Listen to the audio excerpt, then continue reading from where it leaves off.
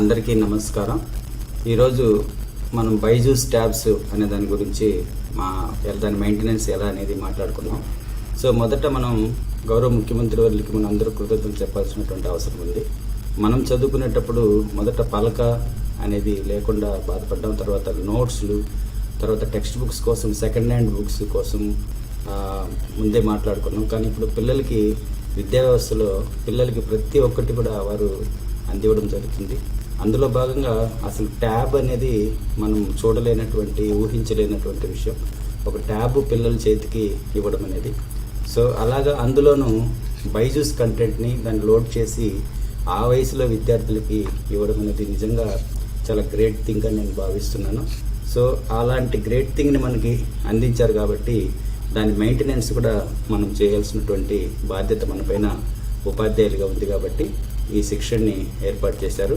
So ఇందులో భాగంగా అసలు బైజూస్ ట్యాబ్స్ని మనం ఎందుకు వాడాలి, ఎందుకు కొనసాగించాలంటే నెక్స్ట్ ఇయర్కి 9th పిల్లలకి, తర్వాత 10th పిల్లలకి, అంటే 3 క్లాసుల పిల్లలకి కూడా దీంట్లో ట్యాబ్స్ అనేవి ఉంటాయి. అదేవిధంగా 3rd క్లాస్ నుంచి 10th క్లాస్ వరకు కూడా కంటెంట్ లోడ్ చేస్తారు టీచర్కి అని చెప్తున్నారు. కాబట్టి దీని గురించి, దీని మెయింటెనెన్స్ గురించి మనం తెలుసుకోవాలనే ఉద్దేశంతో మన పాఠశాల విద్యాశాఖ శిక్షణ ఏర్పాటు చేసింది. సో ఇందులో భాగంగా ట్రబుల్ షూట్, అసలు ట్యాబ్ని ఎట్లా వాడాలి, కంటెంట్ని ఎలా వాడాలి, దీంట్లో వచ్చే రకరకాలైనటువంటి సమస్యలు మనము ట్రబుల్ షూట్ ఎలా చేయాలంటే దాన్ని ఎలా చేసుకోవాలి, సో దాని యొక్క మెయింటెనెన్స్ ఎలా చేయాలి అనే అంశాల గురించి ఈ శిక్షణ ఉంది. సో ఇందుకోసం మనం మొదట usage of tabs, trouble shoot అనే దానికోసం సో ప్రభుత్వము చాలా చక్కగా ప్లాన్ చేశారు. సో ఎలా వాడుకోవాలి, దానికి ఎవరు సపోర్ట్ చేస్తారు, దాంట్లో ఏమైనా టెక్నికల్ ఇష్యూస్ వస్తే దానికి ఎవరు సపోర్ట్ చేస్తారు, సో ఉపాధ్యాయుడిగా పాఠశాలలో మనం ఏం చేయొచ్చు అనే అంశాల గురించి కూడా ఇక్కడ చక్కగా చెప్పడం జరిగింది. సో ఈ వీడియో డిస్క్రిప్షన్లో ఈ పవర్ పాయింట్ కూడా నేను ఇస్తాను కాబట్టి ఇక్కడ ఈ లింక్ని మీరు క్లిక్ చేస్తే ఆ వీడియో కూడా ప్లే అవుతుంది. సో టెక్టోరో అనేది మనకి టెక్నికల్ సపోర్ట్ ఇవ్వడానికి ఉన్నటువంటి సంస్థ. సో వారి ద్వారా మనము ఈ ట్యాబ్లో ఏ సమస్య వచ్చినంటే టెక్నికల్ ఇష్యూస్ని మాత్రం వాళ్ళు సాల్వ్ చేస్తారు. మనం ట్యాబ్ ఓపెన్ చేసిన వెంటనే ఈఎంఎం సెట్టింగ్ అనేది ఉంటుంది. ఈఎంఎం అంటే ఏమి అంటే ఈ మేనేజ్మెంట్ అంటారు, ఎంటర్ప్రైజ్ మొబిలిటీ మేనేజ్మెంట్ అంటారు. అంటే ఒక ఇన్స్ట్రుమెంట్, దాని యొక్క మొబిలిటీ, దాంట్లో ఏం యాప్స్ ఉన్నాయి, దాంట్లో ఏమి ప్రాసెస్, ప్రతి ఒక్క యాప్కి, ప్రతి ఒక్క డివైస్కి ఉన్నటువంటిది ఈఎంఎం అనేది. మన ఈ బైజూస్ ట్యాబ్లో కూడా, అంటే శాంసంగ్ ట్యాబ్లో కూడా దీని ప్రముఖ పాత్ర వహిస్తుంది. సో సాధారణంగా ఎలాంటి సమస్యలు వస్తాయి అనేది ఇక్కడ, ఆ సమస్యలు ఎవరు ఓనర్షిప్ తీసుకుంటారు, ఆ సమస్యల్ని ఎవరు అడ్రస్ చేస్తారు అనే దాని గురించి కూడా ఇక్కడ చాలా చక్కగా వీళ్ళు ఇవ్వడం జరిగింది. సో అన్ట్యాగింగ్ ఉండడము, ట్యాబ్లెట్ అలొకేషను, తర్వాత ట్యాబ్ ఎన్రోల్మెంట్స్, పాస్వర్డ్ మర్చిపోవడము, ప్యాటర్న్ అన్లాక్ చేసుకోవడం, ఆ 5 అప్లికేషన్స్ ఏదైతే ఉందో వాటిని ఇన్స్టాలేషన్ జరిగిందా లేదా, తర్వాత వైఫై మేనేజర్ కనెక్ట్ అవుతుందా లేదా, అంటే వైఫై కనెక్ట్ అవుతుందా లేదా, దాదాపు 14 రకాలైనటువంటి సమస్యల్ని మనం ఐడెంటిఫై చేయడం జరిగింది. సో వాటికి ఎవరు సపోర్ట్ చేస్తారనేది కూడా ఈ స్లైడ్లో వాళ్ళు చక్కగా ఇవ్వడం జరిగింది. ఇక్కడ టెక్టోరో సపోర్ట్ వాళ్ళ యొక్క కాంటాక్ట్ నెంబరు, వాళ్ళ టైమింగ్స్ కూడా ఇవ్వడం జరిగింది. తర్వాత మొదట ఒక్కొక్క అంశం తీసుకున్నాం. ఇప్పుడు స్క్రీన్ లాక్ని మనం పెట్టుకొని ఉంటాం, చాలామంది స్క్రీన్ లాక్ పెట్టుకొని ఉంటారు, ఎందుకంటే ప్రొటెక్షన్ కోసం, సెక్యూరిటీ కోసం. సో ఆ స్క్రీన్ లాక్ని కనుక మర్చిపోతే ఎలా చేసుకోవాలి అనడానికి ఇక్కడ వీడియో ఇచ్చారు. నేను చాలా టూకీగా ఈ వీడియోని చేస్తున్నాను.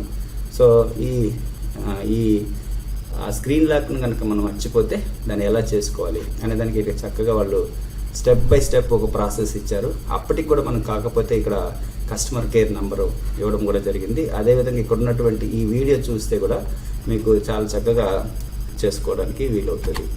రెండో అంశము అప్లికేషన్స్, ఏదైతే మనం ఇంతకుముందు చెప్పుకున్నటువంటి 5 అప్లికేషన్స్ ఉన్నాయి కదా, ఈ అప్లికేషన్స్ ఇన్స్టాల్ కావట్లేదు, అప్లికేషన్స్ కనపడటం లేదు అన్నప్పుడు ఎలా దాన్ని ట్రబుల్ షూట్ చేయాలి అనే దానికి ఇక్కడ ఇవ్వడం జరిగింది.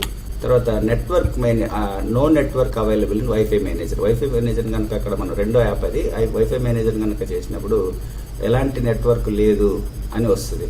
అలా వచ్చినప్పుడు మనకు అప్డేట్ కాదు ట్యాబ్, ఎందుకంటే వైఫై మేనేజర్ పనిచేస్తేనే మనకు ట్యాబ్ అప్డేట్ అవుతుంది. కాబట్టి ఆ వైఫైని మనం ఎలాగా రీసాల్వ్ చేసుకోవాలి అంటే దాంట్లో మన దగ్గర ఉన్నటువంటి నెట్వర్క్స్ కనిపించేలాగా ఎలా చేసుకోవడానికి ఇక్కడ స్టెప్ బై స్టెప్ ప్రాసెస్ ఇచ్చారు. తర్వాత పిన్ జనరేట్ చేస్తుంటాం. ఆ పిన్ను జనరేట్ చేసినటువంటి పిన్ వ్యాలిడేషన్ ఎలా ఉంటుంది అని దానికి వాళ్ళు క్యూఆర్ కోడ్ని స్కాన్ చేయడం ద్వారా దాన్ని పెట్టుకోవచ్చని, దాన్ని మళ్ళీ తిరిగి పొందవచ్చని చెప్పడం జరిగింది. అది కూడా మీరు చెక్ చేసుకోవచ్చు. తర్వాత కోర్స్ క్రియేషన్ ఎర్రర్ అని వస్తుంది. అంటే మనం ఏదైనా ఒక కోర్స్ పైన క్లాసు ఆ సబ్జెక్ట్ పైన మనం ప్రెస్ చేసినప్పుడు ఆటోమేటిక్గా కోర్స్ క్రియేషన్ ఎర్రర్ అని ఇలాగా వస్తుంటుంది. సో ఆ సమయంలో మనం ఎలా చేసుకోవాలి అని చెప్పారు. అదేవిధంగా ముఖ్యమైనది టాక్ బ్యాక్ ఫీచర్ అనేది. టాక్ బ్యాక్ ఫీచర్ అనేది ఎందుకు ఇచ్చారు అంటే విజువల్లీ ఇంపైర్డ్ అంటే ఉన్నప్పుడు టాక్ బ్యాక్ చేయొచ్చు, అంటే వాయిస్ కమాండ్స్ ద్వారా దీన్ని ఆపరేట్ చేసుకోవచ్చు. సో ఇది ప్రతి ఆండ్రాయిడ్ ఫోన్లోనూ ఉంటుంది. మనం పెద్దగా దీన్ని వాడము, బట్ దీంట్లో చాలా ఫీచర్స్ ఉన్నాయి. గూగుల్ కూడా దీన్ని చాలా డెవలప్ చేసింది. సో మీరు గూగుల్కి వెళ్ళి what is talk back feature అని కొడితే ఆండ్రాయిడ్ ఫోన్ అన్నింటిలో కూడా మీకు ఇది ఉపయోగపడుతుంది. ఎవరైతే CWS చిల్డ్రన్ ఉన్నారో వాళ్ళకు ఉపయోగపడేలా కూడా ఈ ఆప్షన్ని పొందుపరచడం నిజంగా గ్రేట్ థింగ్ అని నేను భావిస్తున్నాను. తర్వాత ఇక్కడ ఈ లేక కస్టమర్ సపోర్ట్, సో ఫస్ట్ లెవెల్లో ఎవరికి కాల్ చేయాలి, సెకండ్ లెవెల్లో ఎవరికి కాల్ చేయాలి, థర్డ్ లెవెల్ అంటే అప్పటికి కూడా మనకు కాకపోతే ఎవరికి కాల్ చేయాలని ఇచ్చారు. ఇది కూడా మనం ప్రోటోకాల్ పాటించాలి. ఒకేసారి థర్డ్ లెవెల్లో ఉన్నటువంటి ఆఫీసర్కి మనము చేయకూడదు. తర్వాత వచ్చి ఇంతవరకు టెక్టోరా వాళ్ళు మనం చెప్పుకున్నారంటే టెక్టోరా వాళ్ళు చూస్తే ఇక్కడ మెయింటెనెన్స్ ఆఫ్ ట్యాబ్స్. సో దీన్ని ఒక 5 స్టెప్స్లో మనం వివరించారు. గ్రామంలో ఉన్నటువంటి వెల్ఫేర్ ఎడ్యుకేషనల్ అసిస్టెంట్ లేదా వార్డ్ ఎడ్యుకేషన్ సెక్రటరీ వీళ్ళిద్దరూ దీనికి బాధ్యత తీసుకుంటారు. బాధ్యత తీసుకొని దాన్ని రిజాల్వ్ చేసి ఆ సమస్యను రిజాల్వ్ చేసి మనకి ట్యాబ్ని అందించడం జరుగుతుంది. అది స్టెప్ 1. స్టెప్ చూద్దాం. సో స్టెప్ 2లో ఏ ఆపరేషనల్ ఇష్యూస్ కానీ టెక్నికల్ ఇష్యూస్ కానీ ఉన్నప్పుడు దాన్ని వాళ్ళకి మనం అందిస్తాం. ఎడ్యుకేషనల్ సెక్రటరీకి కానీ లేదా వెల్ఫేర్ అండ్ ఎడ్యుకేషనల్ అసిస్టెంట్ గారికి కానీ మనం అందిస్తాం.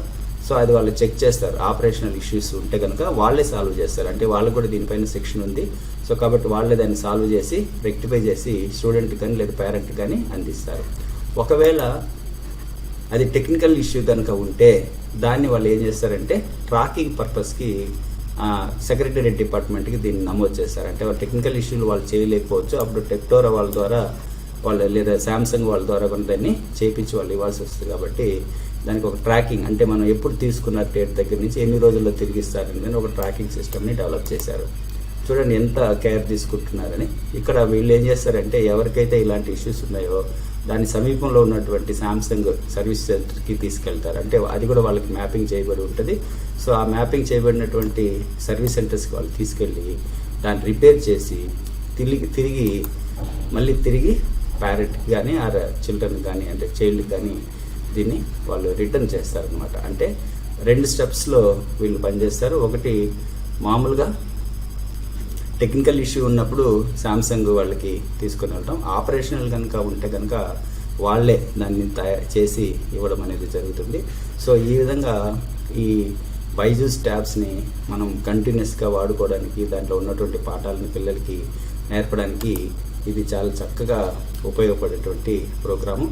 ఈ పీడిఎఫ్లో చివరిలో మీకు ఇక్కడ SOP అంటే ఎలాగా వాడుకోవాలి, డిస్ట్రిక్ట్ వైజ్ ఉన్నటువంటి నోడల్ ఆఫీసర్స్ వాళ్ళ ఫోన్ నెంబర్లు కూడా ఈ పీడిఎఫ్లో ఇక్కడ నేను చూపుతున్నటువంటి పీడిఎఫ్లో ఉంది.